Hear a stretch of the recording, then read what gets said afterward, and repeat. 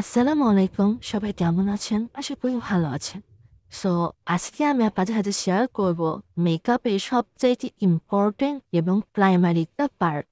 So সে পার্টটা হলো base তৈরি করা। তো যে কোনো লুক করার জন্য আপনাকে অবশ্যই আগে আপনার বেসটা খুবই সুন্দর করে করতে হবে।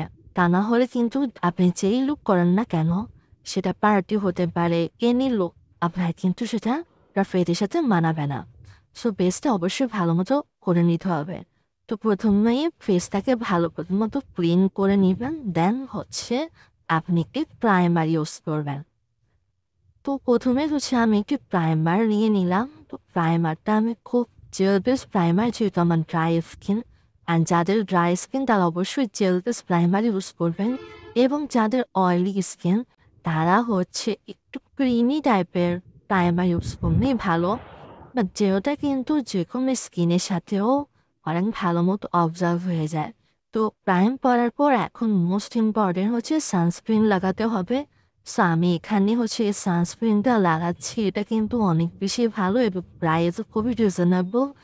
আই মিন অন্যান্য যে এক্সপেন্সিভ সানস্ক্রিনগুলো আছে তার চাইতে এটা মোটামুটি ভালোই। সো আমি এটা হচ্ছে নিয়ে নিলাম আমার কোয়ান্টিটি অনুযায়ী। এটা খুবই ব্লেন্ডেবল, একদমই হোয়াইট কাস্ট করে না।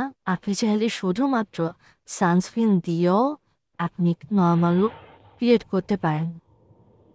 সো আমি সানস্ক্রিনটা খুব ভালো মতো হচ্ছে স্কিনে দিয়ে নিচ্ছি।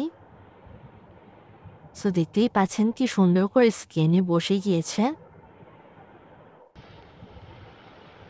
তো এরপর হচ্ছে আপনি আপনার পছন্দ মতো আপনার স্কিন টোন অনুযায়ী যে কোনো ফাউন্ডেশন দিতে পারেন, চাইলে কনসিলার দিতে পারেন বা বেবি ক্রিম দিতে পারেন। তো আমি হচ্ছে নর্মালাতে বেস করব, তাই হচ্ছে আমি একটি বেবি ক্রিম ইউজ করছি। তো বেবি ক্রিমটা আমি অল্প পরিমাণে নিয়েছি। এখন আমি এটা বিউটি ব্লেন্ডার দিয়ে ড্যাব ড্যাব করে হচ্ছে এটা ব্লেন্ড করে নিব।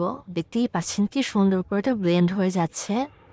আর বিউটি ব্লেন্ডারটা কিন্তু একটু অবশ্যই ভিজিয়ে নিতে হবে, যাতে কোনোভাবেই পানি না পড়ে এবং খুব বেশি যাতে ড্রাই না হয়ে যায় সে অনুযায়ী নিতে হবে। তো সর্বশেষ হচ্ছে সেটিং স্প্রে দিয়ে আমি সেট করে নিব। এটা কিন্তু একটা ওয়াটারপ্রুফও বেস হয়ে গিয়েছে এবং এটা কিন্তু ভাঙলে বা যতই আপনি জার্নি করেন না কেন, এটা কিন্তু আপনার মেকআপ একদমই উঠবে না, আপনার বেসটা কিন্তু সুন্দর থাকবে। আপনি চাইলে কম্প্যাক্ট পাউডার ইউজ করতে পারেন, সো আমি আর করিনি।